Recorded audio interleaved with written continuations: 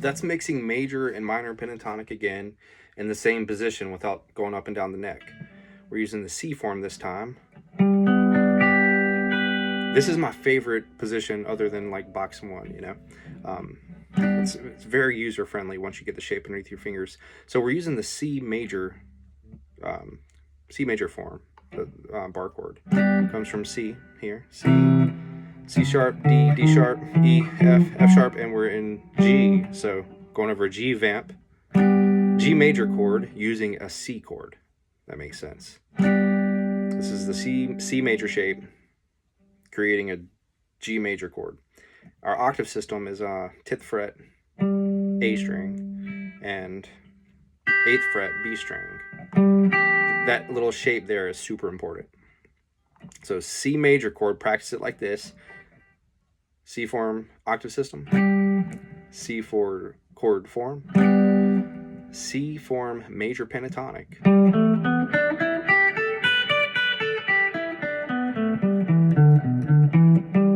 C form minor pentatonic.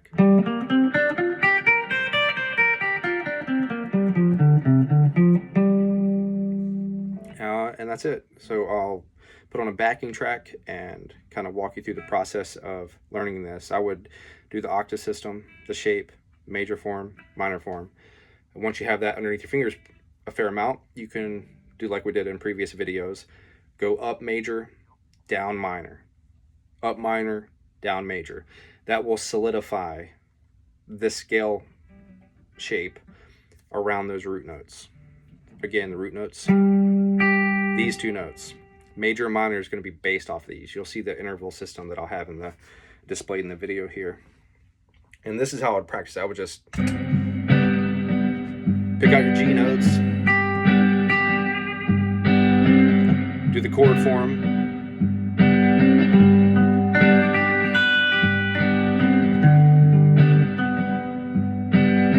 do the major,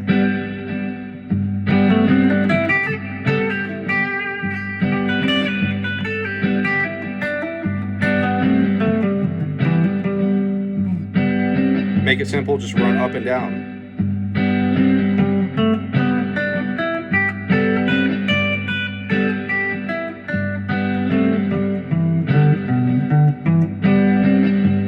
We'll do minor.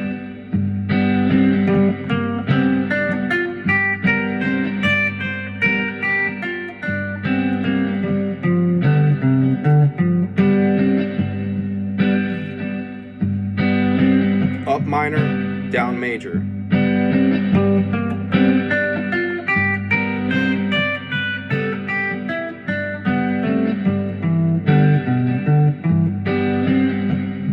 Up major, down minor.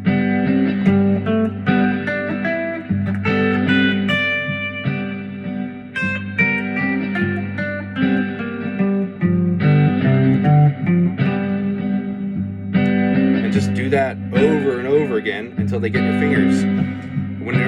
When you kind of have the shapes memorized, let's mess with intervals. Ones are always safe. Start and end your phrases on any of those chord tones in here. Your 1, 3s, and 5s, you can just land on them, no matter where you're at.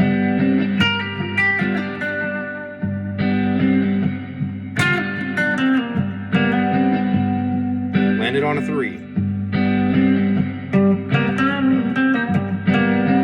Use only minor. Use major to sweeten it up.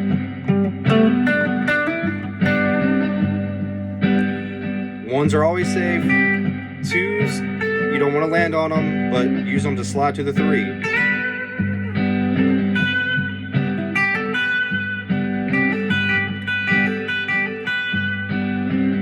The 3s, or the flat 3, likes to be bent to the 3.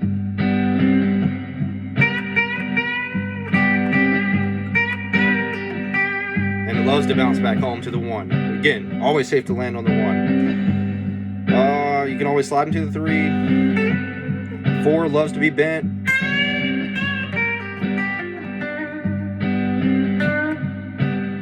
That's a 5, my bad.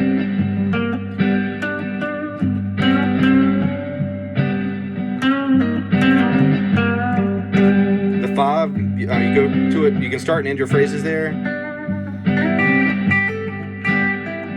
You can land on it, get some tension.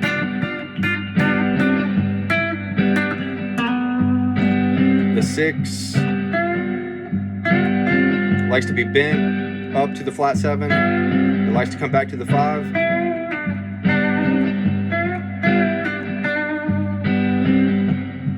The flat 7 loves to be bent to the 1.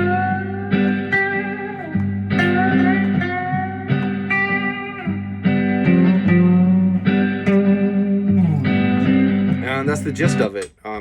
Hopefully that helps. Again, octave system. Level 1, most important. Level 2, chord. Level 3, major pentatonic. Level 4, well, yeah, what are we? I can't count. Minor pentatonic.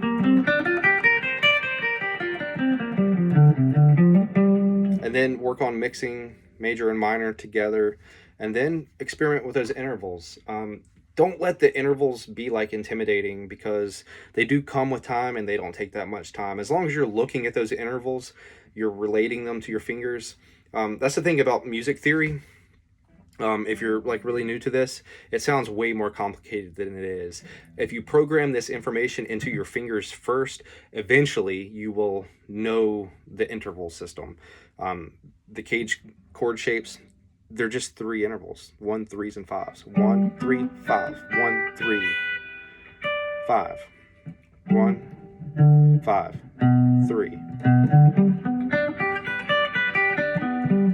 So that's 3/5 of your notes for major and minor pentatonics. So they're not that complicated.